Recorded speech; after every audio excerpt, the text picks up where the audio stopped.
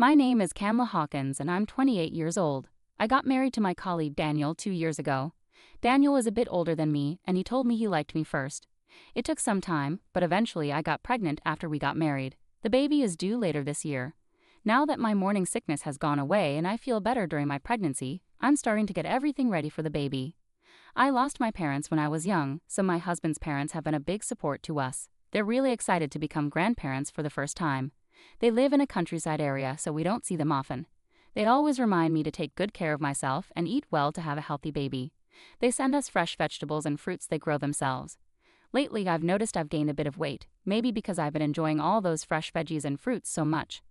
I have an older sister named Sophia Baker, who is 32 years old. She's married and has a sweet 3-year-old daughter named Maya. Sophia's husband, David, adores Maya and often jokes, "I won't let anyone marry her. If they ask, I'll scare them off." Sophia just laughs and says, "Oh, stop it, you." Since I found out I was pregnant, Sophia has been incredibly supportive and helpful. She gives me lots of advice and acts like a great mentor. If you ever have any questions, just ask me, okay? I've been through this before, so I can help. She also gave us some baby stuff she doesn't need anymore, which will save us money. Whenever I have appointments with my gynecologist, Dr. Rodriguez, Sophia usually comes along with me. Dr. Rodriguez is very experienced and trustworthy. Once my husband Daniel joined us for a session. The doctor emphasized, "The most important thing is the health of the pregnant woman, right, Daniel?" Daniel nodded seriously, agreeing. "Absolutely. She shouldn't be doing heavy lifting or reaching for high things. It's okay for her to exercise moderately, but don't overdo it," the doctor advised. Daniel listened carefully and then reassured me, "Don't worry, I can handle the cooking and grocery shopping. I'm happy to help with cleaning and laundry too," I asked him directly. He smiled and agreed, "Of course. It's not much different from what I do now. I can take care of the heavy shopping, like drinks." It made me really happy to see him so supportive and involved. After we got married, I decided to quit my job and now I work part-time at a local supermarket. My job involves being a cashier and restocking shelves. I work 3 days a week for about 3 to 4 hours each day, which isn't too taxing for me. There are many women at work who have kids, so they understand my situation and often give me advice. Lately, Daniel's job has become more demanding. I know what he does because we used to work at the same company. He's in an office job, so except during the busy financial reporting season, he shouldn't have too much overtime, I remind myself. They've started a new department, and I've been made team leader for a group of younger staff, he mentioned. I need to work hard now that we're expecting a baby. But I worry about him pushing himself too much. "Don't overdo it," I caution him, and he reassures me, "Don't worry, I take breaks when I need to." One day I received a call from my cousin Luke Cohen. "Hey Cam, I need some advice," he said. Luke, who is 2 years younger than me, got married to Alice last year. They've been together since high school. Alice is pregnant, and she's been having awful morning sickness. She can't stand the smell of food and hardly eats anything. "What should I do?" he asked. "Well, if she can't eat bread, let her eat cake, right? You sound like Marie Antoinette," I teased. But seriously, when I was pregnant, I just avoided foods that bothered me and ate what I could manage. Staying hydrated was important, and chewing mint gum or candy helped with the nausea, I advised. "Got it, thanks. You always know what to say. I'll call you again if anything else comes up," Luke responded gratefully. Sophia, who is my elder in motherhood but younger in experience, lives nearby. Since she's self-employed, she has more flexibility with her time. We've had plenty of opportunities to hang out even before I got married. However, Daniel's behavior began to change as he started working more on weekends, claiming he needed to sort out paperwork from the week. We were spending less time together, and I could feel him becoming more distant. One night, I brought up my frustration about his frequent weekend work. "Can't you manage your work better? You said you'd help around the house, but I feel like I'm doing everything," I complained. My belly was getting bigger, and even simple tasks like cutting my nails were becoming a challenge. But he brushed off my concerns and asked for more support, saying, "My work is really important right now. Can't you be more understanding?" "I get that, but I'm struggling too. Look at my belly. I'm working hard for our child as well. Please don't just dump everything on me," I replied. "Besides, what I heard, is it about seeing another man? Do you mean my cousin Luke? He helps me with shopping when you're not around," I clarified. "Cousin, really? We've been meeting for a while now. He's part of my family, so naturally, we see each other," I explained. "Anyway, please be patient with me a little longer." As the due date approached, tensions remained high. When labor started, I went to the hospital with Sophia. Dr. Rodriguez told me, "You're ready for the delivery room. After the birth, you'll stay for postnatal care." Daniel couldn't be there for the birth or help with hospital preparations due to work, so Sophia took care of everything. 5 hours after arriving at the hospital, I gave birth to a boy. Despite the pain, the midwife said it was a straightforward delivery. Seeing my baby's adorable face made everything feel worthwhile. That night, Daniel finally visited the hospital. Dr. Rodriguez warmly said, "Congratulations on your wife's hard work. Hold your baby and enjoy this moment." I was tired but excited to see Daniel's reaction. However, he didn't smile and remained silent after seeing the baby. Then he asked, "Is he really my child?" "What? That's your first thought?" I was shocked and speechless. Dr. Rodriguez reassured us, "Give it some time. You'll grow to love him." Gathering my thoughts, I turned to Daniel and said firmly, "This is our child. Let's work together to raise him." Despite my plea, Daniel remained impassive. Then, out of nowhere, he said, "Doctor, I have a request. Please conduct a DNA test for the child." What? I was stunned by his request. A DNA test? Did he seriously doubt that this was his child? It felt absurd and deeply hurtful. Dr. Rodriguez was taken aback. "Well, it's possible to do that, but these aren't the kind of words you should be saying on the day of the birth," she tried to reason with him. Daniel insisted, "Please, I need it." Feeling wounded, I couldn't hold back. "Do you doubt me? This is devastating," I cried out. The pain of childbirth suddenly seemed trivial. "I just want the truth. If the test shows he's really our son, that's all that matters. It would bring me peace of mind. Or is there some reason you're worried about?" Was he implying I had something to hide? It was a terrible accusation. "I don't expect you to thank me, but asking for a DNA test right now is beyond hurtful." As tensions escalated, Dr. Rodriguez reluctantly agreed. "All right, we'll proceed with the test." Feeling disheartened, I knew deep down that the child was Daniel's, so I braced myself for what was to come. After Daniel left the room, tears streamed down my face. I had hoped for his happiness, but instead he had doubted me so deeply that he insisted on a DNA test. Following Daniel's request, we conducted the DNA test and arranged to receive the results over the weekend. When he returned to the hospital on the day of the report, Daniel appeared unusually composed. Dr. Rodriguez handed over the report. "Let's get straight to the point. The test results show that the probability of Daniel being the father of the boy is..." Dr. Rodriguez paused before delivering the devastating news, 0%. This child is not biologically related to Daniel. I was in utter shock, on the verge of collapse. But how is that possible? I struggled to comprehend any explanation. My mind went blank. Daniel smirked triumphantly. "Just as I suspected. You tried to pass off a child from an affair as mine." He pointed accusingly at me. "We're getting divorced. You're solely responsible.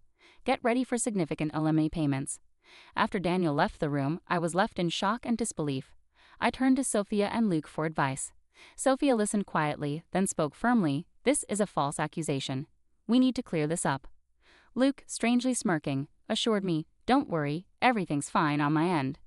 Sophia snapped back, "This is serious, not a joke." Luke chuckled, seeming amused. I couldn't tell if they were taking the situation seriously or enjoying my distress. Later, Daniel called me.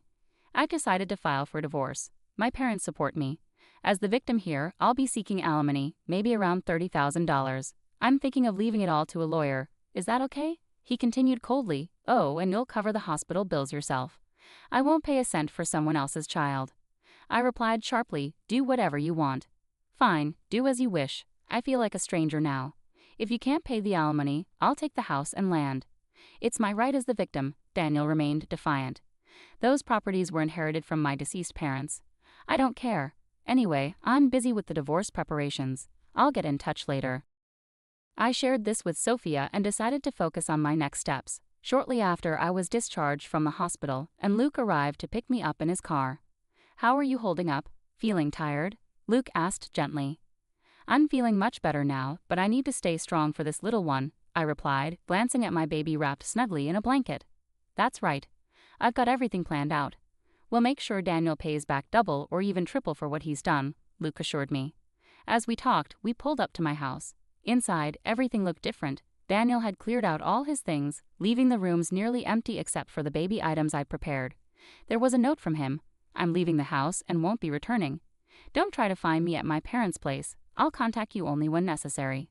Realizing he might have gone where he usually handles matters, I soon received a call from Daniel. His timing was impeccable. I answered, and he immediately shouted, "Why did you send that to my workplace?" "Well, since you didn't tell me where you were going, I had no choice but to send it to your office," I replied casually. "You've made a mess.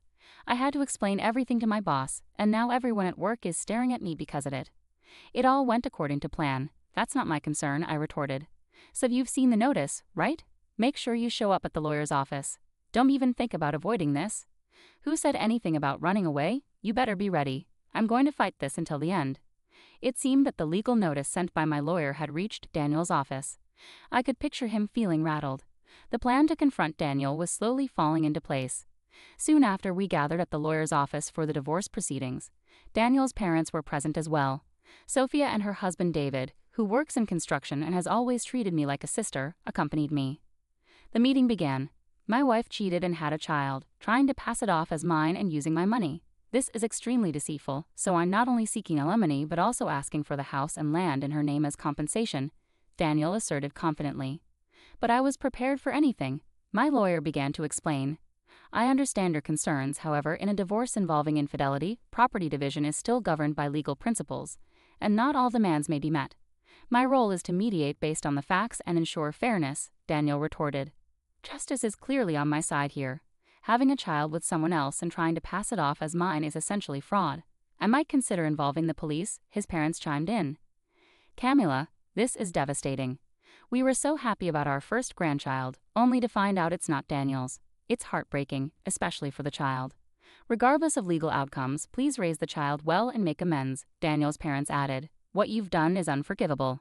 I'm entirely innocent and the victim here. It all hinges on Camilla reflecting on her actions and apologizing to me. Do you have any remorse or intention to apologize? Daniel was convinced of his impending victory. Now is the perfect time. No, Daniel, the one who needs to reflect and apologize is you, I responded calmly. Taken aback by my unexpected retort, Daniel stood up. What are you talking about? I know everything. What if your affair partner found out? I might seek compensation from him too.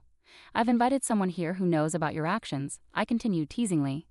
Are you out of your mind? I'm the victim here. Daniel was now on the defensive. I'm the victim here, so who are these witnesses? I declared. Thank you for waiting. Please come in, I beckoned, and two individuals entered the room. Daniel looked stunned. And who are you? I asked the first person. I'm Dr. Rodriguez from the maternity clinic, the first person answered. And you? I turned to the second person. Hi, I'm Luke Gowans, Camilla's cousin, the second person replied. You're Camilla's affair partner. Did you have a child with your cousin? Daniel demanded, his voice tinged with accusation. Don't be disrespectful. My wife, Alice, is pregnant, and I've only ever sought advice from Camilla as a friend, Luke clarified. I've never seen her in any other way. Please don't make baseless accusations. Luke, isn't that a bit harsh? I interjected, trying to diffuse the tension. I'll have to scold him later, Dr. Rodriguez interjected with a wry smile. Sorry about that. Please let me explain, I urged her to continue. Thank you. Let me make it clear. Based on the DNA test results, the baby is unquestionably the biological child of both Daniel and Camilla, Dr. Rodriguez stated firmly. Daniel was visibly shocked and exclaimed, but the test showed the child wasn't mine. You must have paid off someone to falsify the results.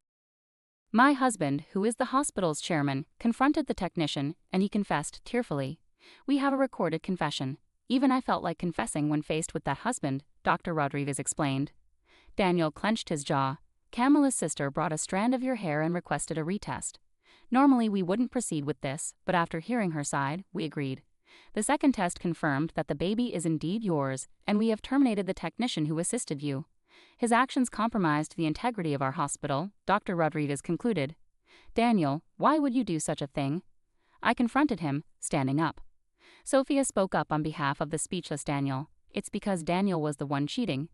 Daniel's parents were left speechless, their initial shock apparent. Daniel was the cheater. We saw him with another woman downtown on a Saturday, I revealed.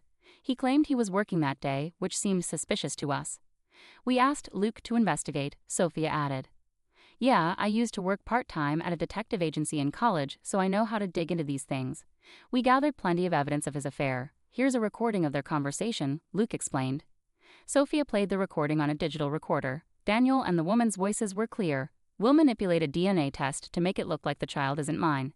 I'll use that as proof of her cheating with someone else, maybe her cousin. I have photos, and I'll accuse her of infidelity. Then I can blame everything on her, file for divorce, claim alimony, and since she had a child with another man, I'll take the house and land too. I'll be seen as the victim in all of this. There won't be any issue with us being together after that."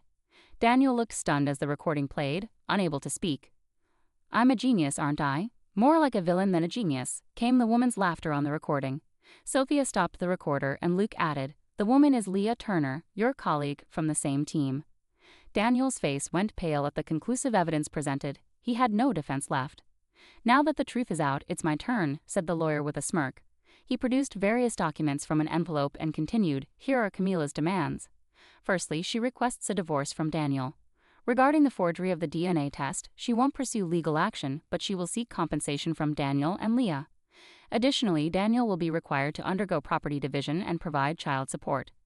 Daniel's parents were stunned by the unexpected turn of events. Pressured by Camilla and Sophia, Daniel capitulated. I filled out the divorce paperwork and Daniel completed his portion. The finalized divorce form was witnessed by the lawyer and promptly filed. Leaving the lawyer's office, we celebrated at a nearby restaurant. I was officially divorced from Daniel. I received a substantial amount of compensation and child support in a lump sum. I named my son Landon, and it seemed his grandparents had advanced the funds.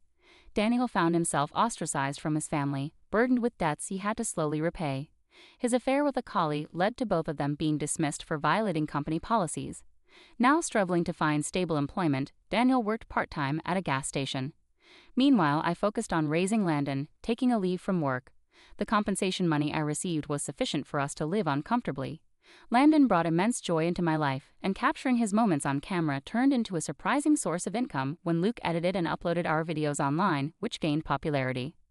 I received tremendous support in raising Landon, not just from Sophia, but also from my colleagues at the part-time job, especially the older women who helped with grocery shopping and deliveries. The store manager, who often assisted with these deliveries, turned out to be a kind and hardworking man who had gone through a divorce himself. Unbeknownst to me, the ladies at work had been subtly trying to set us up. As Landon turned 1 year old, the store manager proposed to me. I admired his humble demeanor, fairness, and how he treated everyone with respect. Our interactions during his grocery deliveries quickly turned into a deeper connection, and I happily accepted his proposal. Landon, too, grew fond of him, and I trusted him completely to care for my son. We're taking our time with marriage preparations, enjoying this new phase of our relationship. Recently, Landon started calling him manager or dad, which filled my heart with happiness. Watching Landon sleep peacefully, I made a promise to myself not to let this happiness slip away again.